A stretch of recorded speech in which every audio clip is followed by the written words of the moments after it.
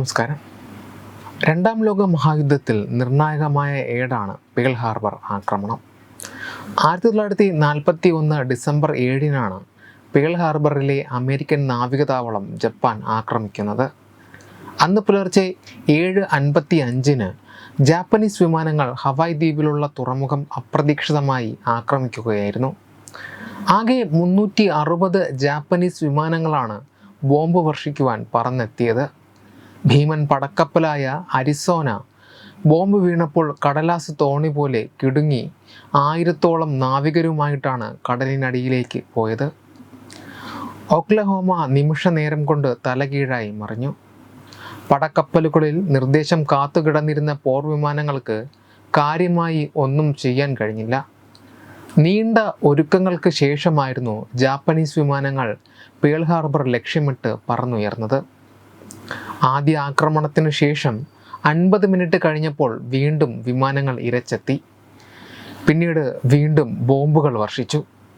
മൂന്നാം വട്ടവും ജാപ്പനീസ് വിമാനങ്ങൾ ആക്രമണത്തിന് പറന്നെത്തി എങ്കിലും നാവിക കേന്ദ്രത്തിൽ അവശേഷിച്ചവർ പ്രത്യാക്രമണം നടത്തിയതോടെ അവർ തിരികെ പോയി. കിഴക്കൻ കാറ്റിലെ മഴ പെയ്തൊഴിഞ്ഞപ്പോൾ നാവിക കേന്ദ്രത്തിൽ കണ്ടത് കപ്പലുകളുടെയും സൈനികരുടെയും അവശിഷ്ടങ്ങളുടെയും കൂമ്പാരമായിരുന്നു. ദുരൂഹമായ പല സംഭവങ്ങളും അക്കാലത്ത് റിപ്പോർട്ട് ചെയ്യപ്പെട്ടിരുന്നു. യഥാർത്ഥ സംഭവങ്ങളും കെട്ടുകഥകളും ഇക്കൂട്ടത്തിൽപ്പെടുന്നു. അത്തരത്തിലൊന്നാണ് പേൾ ഹാർബർ ഗോസ്റ്റ് പ്ലെയിൻ എന്നറിയപ്പെടുന്ന ഒരു അജ്ഞാത വിമാനം.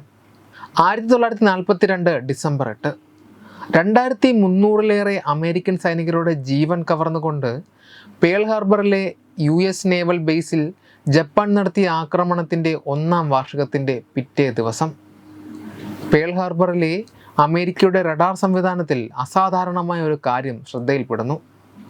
ഒരു വിമാനം ജപ്പാൻ ഭാഗത്തു നിന്ന് അമേരിക്കയെ ലക്ഷ്യമാക്കി വരുന്നു.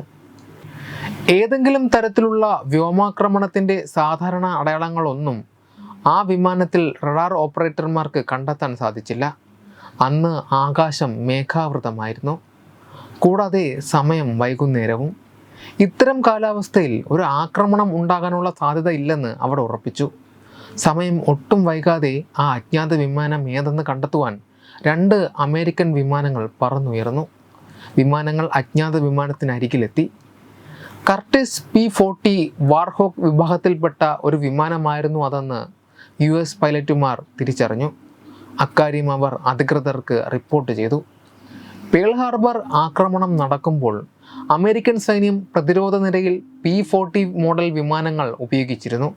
എന്നാൽ അതിനുശേഷം ഈ വിമാനങ്ങൾ പിൻവലിക്കുകയാണ് ചെയ്തത്. അമേരിക്കൻ വിമാനങ്ങൾ അജ്ഞാത P-40 വിമാനത്തോട് കൂടുതൽ അടുത്തു. പിന്നെ കണ്ട കാഴ്ചകൾ US പൈലറ്റുമാരെ ഞെട്ടിക്കുന്നതായിരുന്നു. ആ വിമാനത്തിൻ്റെ ലാൻഡിംഗ് ഗിയർ നഷ്ടപ്പെട്ടിരുന്നു. മാത്രമല്ല, ആ അജ്ഞാത P-40 വിമാനത്തിൽ നിറയെ ബുള്ളറ്റ് പതിച്ചതിൻ്റെ ദ്വാരങ്ങൾ ദൃശ്യമായിരുന്നു. വിമാനത്തിൻ്റെ ഉള്ളിൽ പൈലറ്റിനെയും അവർക്ക് കാണാമായിരുന്നു. എന്നാൽ അയാൾ കോക്പിറ്റിൽ ശരീരമാസകലം രക്തത്തിൽ കുളിച്ച് സീറ്റിൽ അവശ നിലയിലായിരുന്നു.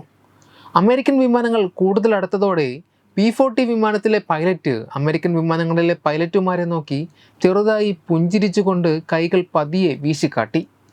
നിമിഷങ്ങൾക്കുള്ളിൽ ഉഗ്രശബ്ദത്തോടെ ആ P-40 വിമാനം ആകാശത്ത് നിന്ന് കുത്തനെ നിലംപതിച്ചു.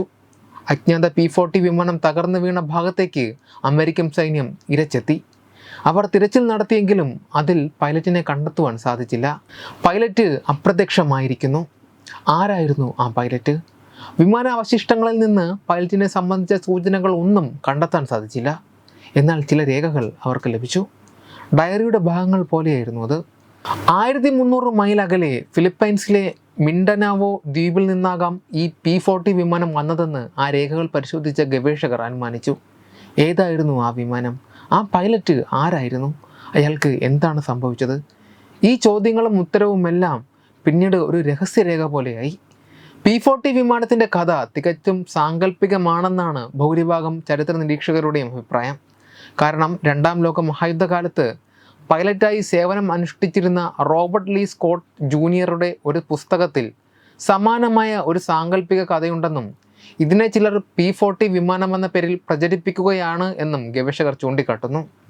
എന്നാൽ ചിലപ്പോൾ ഒരു വർഷം മുൻപേ പേൾ ഹാർബർ ആക്രമണത്തിനിടെ തകർന്ന വിമാനവുമായി ശത്രുക്കളിൽ നിന്ന് രക്ഷപ്പെട്ട ആ പൈലറ്റ് കാട്ടിലോ മറ്റു ഒറ്റപ്പെട്ട സ്ഥലത്തോ അഭയം പ്രാപിച്ചിരിക്കാം. അദ്ദേഹം എങ്ങനെയെങ്കിലും സ്വയം ആ വിമാനത്തെ യാത്രായോഗ്യമാക്കി മാറ്റി മൈലുകൾ താണ്ടി സ്വന്തം നാട്ടിലേക്ക് പറന്നതുമാകാം. തുടങ്ങിയ കഥകളാണ് P-40 വിമാനത്തിൻ്റെ കഥ യാഥാർത്ഥ്യമാണെന്ന് വിശ്വസിക്കുന്ന ഒരു വിഭാഗം നിരത്തുന്ന കാരണങ്ങൾ.